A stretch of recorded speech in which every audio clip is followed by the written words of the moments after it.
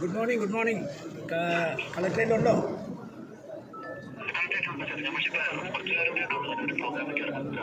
ഞാൻ ഇന്നലെ വരെ പാർലമെൻറ്റ് ഉണ്ടായിരുന്നു. പാർലമെൻറ്റ് കഴിഞ്ഞിട്ട് രാത്രിയിൽ ബാംഗ്ലൂർ വന്നിട്ട് അവിടുന്ന് കണ്ണൂർ വന്നു.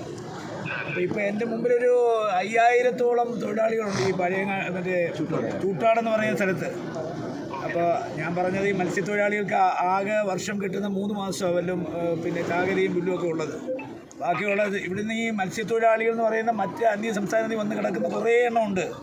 അപ്പോൾ അവരുടെ വികാരം നമ്മൾ മനസ്സിലാക്കേണ്ടത് എന്തെങ്കിലുമൊക്കെ ചെയ്തെന്ന് വിചാരിച്ചിട്ട്. ഇപ്പോൾ ഇനിയിപ്പോൾ ഒരു 14 ദിവസം അവർക്ക് മീൻ പിടിക്കാൻ പോകാൻ പറ്റിയില്ലെങ്കിൽ അവർ പട്ടിണി കിടന്ന് ചാവും. മറ്റാൽ ഇവരെ എല്ലാം തീറ്റി പോറ്റേണ്ട ഗതികേട് ഇവർക്ക് വരും. അപ്പോൾ ഒന്ന് റീതിങ്ക് ചെയ്യണം കളക്ടർ. കാര്യം ഞാൻ അനാവശ്യമായ ഒരു കാര്യവും പറയാറില്ലാത്ത ഒരാളാണ്, മനസ്സിലായില്ലേ?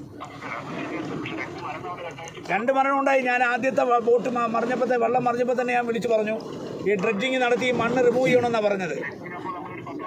അപ്പോൾ ഈ മാടായിയിലെ പഞ്ചായത്ത് അവർ ആവശ്യം പോലെ സ്ഥലം തരും. ഈ മാറ്റുന്ന മണ്ണ് പിന്നെ കായിക്കാരെ എൻ്റെ അടുത്ത് ഇപ്പോൾ ഉണ്ട്, പഞ്ചായത്ത് പ്രസിഡന്റ് ഇഷ്ടം പോലെ സ്ഥലം തരും മണ്ണ് മാറ്റാൻ.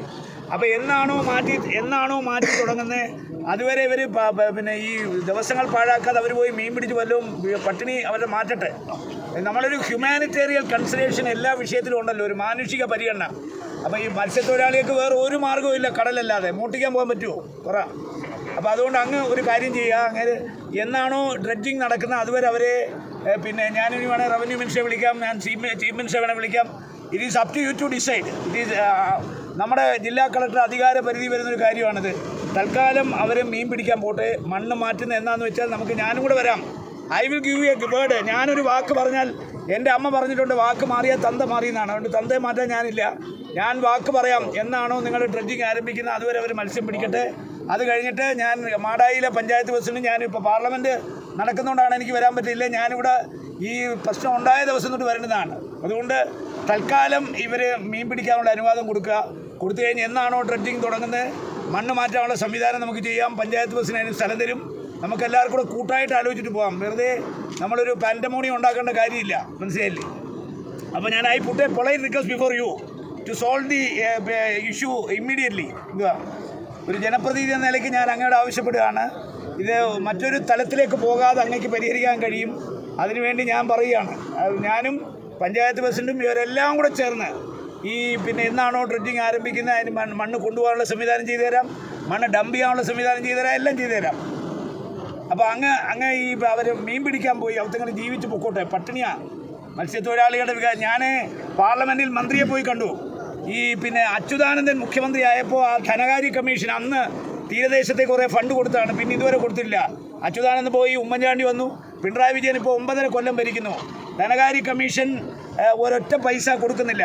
595 കിലോമീറ്റർ ഉണ്ട്. അതിൽ ഏറ്റവും കൂടുതൽ കടൽ തീരം ഉള്ളത് നമ്മുടെയാണ്. ഇത് absolutely a matter of state government. Central government അവരടുത്ത് ഞാൻ മന്ത്രിയെ കണ്ടോ പറഞ്ഞു ഞങ്ങൾക്കൊരു ചുക്കും ചെയ്യാൻ പറ്റത്തില്ല. ഞങ്ങളിപ്പോൾ വയനാട്ടിൽ ദുരന്തം നടന്നു, എന്തോ തന്നവർ. അപ്പോൾ അതുകൊണ്ട് കോടിക്കണക്കിന് രൂപ വേണം. ഈ അശാസ്ത്രീയമായ കൺസ്ട്രക്ഷനാണ് ഇതെല്ലാം വന്നിരിക്കുന്നത്. ആ അശാസ്ത്രീയമായ കൺവെൻഷൻ മാറാൻ കോടികൾ വേണം. നമ്മൾ പിന്നെ കൊച്ചുങ്ങൾ പട്ടിണി കിടക്കുമ്പോൾ കിടന്ന് നെഞ്ചത്തിരിച്ച് നിലവിളിക്കുമ്പോൾ അവരോടൊപ്പം കരഞ്ഞിട്ട് കാര്യമുണ്ടോ? അതുകൊണ്ട് പണമില്ല എന്നുള്ളതാണ് ഏറ്റവും വലിയ പ്രശ്നമെന്ന് സ്റ്റേറ്റ് ഗവൺമെൻറ്. ഞാൻ 2 ദിവസം മുമ്പ് ഈ ചൂട്ടാടക്കമുള്ള വിഷയങ്ങൾ പാർലമെൻറ്റിൽ അവതരിപ്പിച്ചു. മന്ത്രിയെ പോയി കണ്ടു. രാജാനൂർ കടപ്പുറത്ത് നിന്ന് ഒരു ടീം മന്ത്രിയെ കാണാൻ വ്യാഴാഴ്ച ഡൽഹി വരുന്നുണ്ട്. ഞാൻ അപ്പോയിൻമെൻറ്റ് ഫിക്സ് ചെയ്ത് കൊടുത്തു. മന്ത്രി പറയുന്നത് ഞങ്ങൾ എന്ത് ചെയ്യാനാണ്, ഞങ്ങളുടെ ഫണ്ടില്ല. കേന്ദ്രം പറയുന്നു, കേരളം പറയുന്നു. അതുകൊണ്ട് പട്ടിണി കിടന്ന് ചത്താൽ പ്രാക്ക് കിട്ടിയാൽ നമ്മുടെ കുഞ്ഞുങ്ങളും ഒക്കെ അത് അനുഭവിക്കേണ്ടി വരും. അതുകൊണ്ടാണ് ഞാൻ പറഞ്ഞത് you take A decision immediately. മണ്ണ് മാറ്റം ഡ്രഡ്ജ് ചെയ്യുന്ന സമയം തീരുമാനിക്കുക, മണ്ണ് ഡംപ് ചെയ്യാനുള്ള സംവിധാനം ചെയ്യാം, ട്രാൻസ്പോർട്ടേഷൻ ബാക്കിയെല്ലാം ഞങ്ങൾ ചെയ്തു തരാം. തൽക്കാലം അവത്തിങ്ങൾ പട്ടിണി കിടക്കാത്ത ഒരു സാഹചര്യം അങ്ങ് ഉണ്ടാക്കുക. ഞാൻ പറഞ്ഞു മനസ്സിലായോ?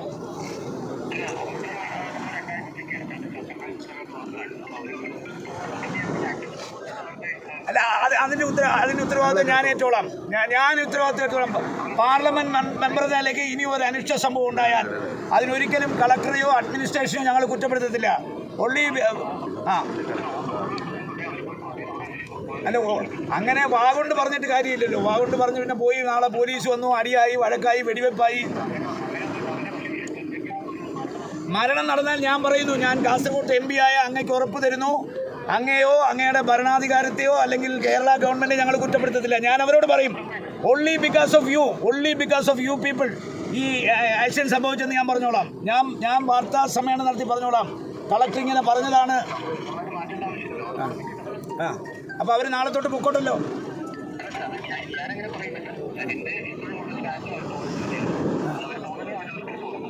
അവർ റിസ്ക് പൊക്കോട്ടെ. അതിന് വേറെ അനന്തര നടപടികളൊന്നും എടുക്കാൻ പാടില്ല.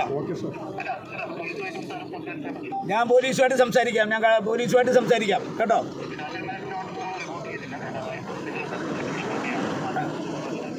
അതിപ്പോൾ ഇവരുടെ കുറ്റമല്ലല്ലോ. അശാസ്ത്രീയമായ കൺസ്ട്രക്ഷൻ നടത്തിയത് പാവപ്പെട്ട മത്സ്യത്തൊഴിലാളികളല്ലല്ലോ.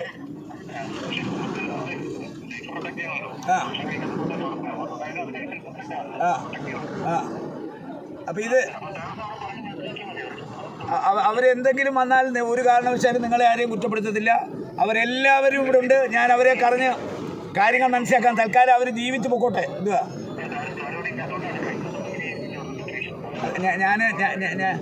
ഞാൻ after some time I will be in touch with you and I will discuss. പക്ഷെ ഒരു കാര്യം ഞാൻ പറയാം, ഇവിടെ നടന്ന എല്ലാം ഞാൻ മനസ്സിലാക്കിയിട്ടുണ്ട്. ഈ ആളുകൾക്ക് വികാരം വരുമ്പോൾ വികാരമൊക്കെ പ്രകടിപ്പിക്കും. It's quiet natural.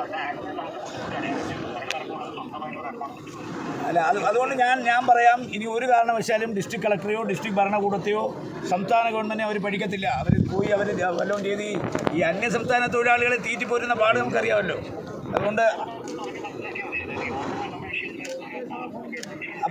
അതുകൊണ്ട് ഓർഡർ അവിടെ ഒരു കെപ്റ്റൻ അബേൻസി വെച്ചതിന് ശേഷം ഞാനിപ്പോൾ അല്ല, ഒരു അൺനെസസറി ആക്ഷനിലോട്ട് പോകരുത്. I put a polite request before U. Okay, ശരി.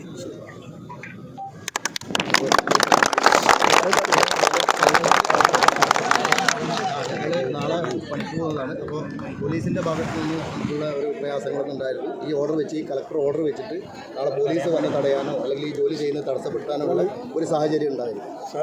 ഇപ്പോൾ കടൽക്ഷോഭം അപർന്നിരിക്കുകയാണ്. കടൽക്ഷോഭം ഞാനൊരു പ്രതിപക്ഷ എം പിയാണ്. ഇന്ത്യ ഭരിക്കുന്ന ആരാന്നറിയാം, കേരളം ഭരിക്കുന്ന ആരറിയാം. ഇതിൻ്റെ ഇടയ്ക്ക് in between the devil and deep sea, ചെകുത്താൻ്റെയും കടലിൻ്റെയും നടക്കുന്ന ഞാൻ ഈ അഭ്യാസം മനസ്സിലായില്ലേ? ഒരു മാറ്റമൊക്കെ വന്നു കഴിഞ്ഞാൽ നിങ്ങൾ പറയുന്നിടത്ത് ഞാൻ കൊണ്ട് എത്തിച്ചേരും. സംഭവിച്ചാലും ഞാൻ പറഞ്ഞത് പാർലമെന്റിൽ പോയാൽ അവിടെ എല്ലാം നമുക്ക് കുസ്തി പിടിക്കാൻ പറ്റും. പിന്നെ ഇവർ പറഞ്ഞേ 2005 അച്യുതാനന്ദൻ മുഖ്യമന്ത്രിയായി വരുമ്പം ആ ധനകാര്യ കമ്മീഷനാണ് അവസാനമായി തീരദേശത്തെ കടലാക്രമണത്തിന് ഫണ്ട് അനുവദിച്ച്. അച്യുതാനന്ദൻ 5 കൊല്ലം ഭരിച്ചു പോയി, ഉമ്മൻചാണ്ടി 5 കൊല്ലം ഭരിച്ചു പോയി, 9.5 കൊല്ലമായി പിണറായി വിജയൻ ഭരിക്കുന്നു. 1 രൂപ കേന്ദ്രം കൊടുക്കുന്നില്ല. പറഞ്ഞു മനസ്സിലേ? കേന്ദ്രം പറയുന്നത് ഞങ്ങളുടെ ജോലിയല്ല, സ്റ്റേറ്റിൻ്റെയാണ്. കടൽ ഞങ്ങളുടെ അല്ല. കടലും കടൽ തീരവും സംസ്ഥാന ഗവൺമെൻറ്റാണ്, അവർ ചെയ്യണം. അതേസമയം ഇപ്പോൾ വയനാട്ടിൽ ദുരന്തം ഉണ്ടായല്ലോ, എത്ര രൂപ കൊടുത്തവർ? ഞാൻ പറഞ്ഞത് 742 കോടി രൂപ മുഖ്യമന്ത്രിയുടെ കയ്യിരിപ്പുണ്ട്. 742 കോടി. അതാ ഞാൻ പറഞ്ഞത്. നിങ്ങളുടെ വെള്ളപ്പൊക്കം വന്നാൽ, വരൾച്ച വന്നാൽ, പേമാരി വന്നാൽ നിങ്ങൾ കൊടുക്കും. അതെന്താ? അത് മനുഷ്യത്വമാണ്, അല്ലേ?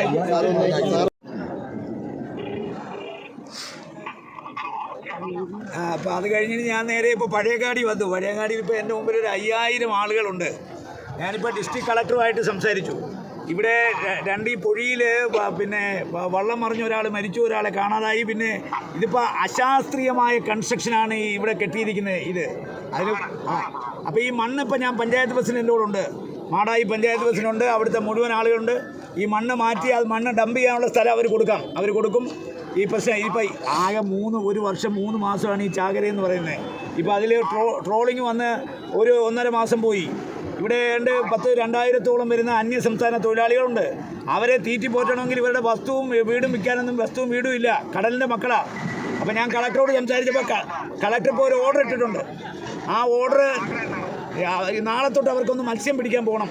അതിൽ എന്തെങ്കിലും ഒരു അപകടം ഉണ്ടായാൽ ഒരിക്കലും പോലീസിനെയോ ഗവൺമെൻറ്റിനെയോ കളക്ടറെയോ ഡിസ്ട്രിക്ട് ഭരണകൂടത്തെയോ കുറ്റപ്പെടുത്തില്ല. I am giving you assurance. ഇവർക്ക് വേണ്ടി ഞാൻ ഉറപ്പ് തരുന്നു. അതുകൊണ്ട് നാളെ തൊട്ട് അവതങ്ങൾ പോയി ജീവിച്ചു പോകട്ടെ. എപ്പോഴാണോ ഡ്രഡ്ജിങ് നടക്കുന്നത് പഞ്ചായത്ത് പ്രസിഡന്റിനെ വിളിക്കാം. അല്ല, കളക്ടറെ ഞാൻ വിളിച്ച് സംസാരിച്ചപ്പോൾ കളക്ടർ പറഞ്ഞു പിന്നെ ഞാനതിന് മൗന സമ്മതം തരാം, പക്ഷേ പോലീസാണ് കേസെടുക്കുന്നത്, അവരെ വിളിച്ച് പറഞ്ഞാൽ മതി. As per the direction from the district collector I am calling U.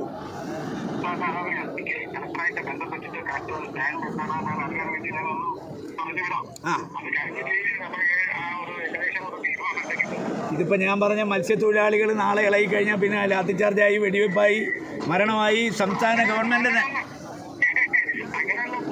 അതാ ഞാൻ പറഞ്ഞ അതുകൊണ്ടാണ് ഞാൻ പറയുന്നത് I put a polite request before you to settle the problem. മനസ്സിലായോ? അവത്തെ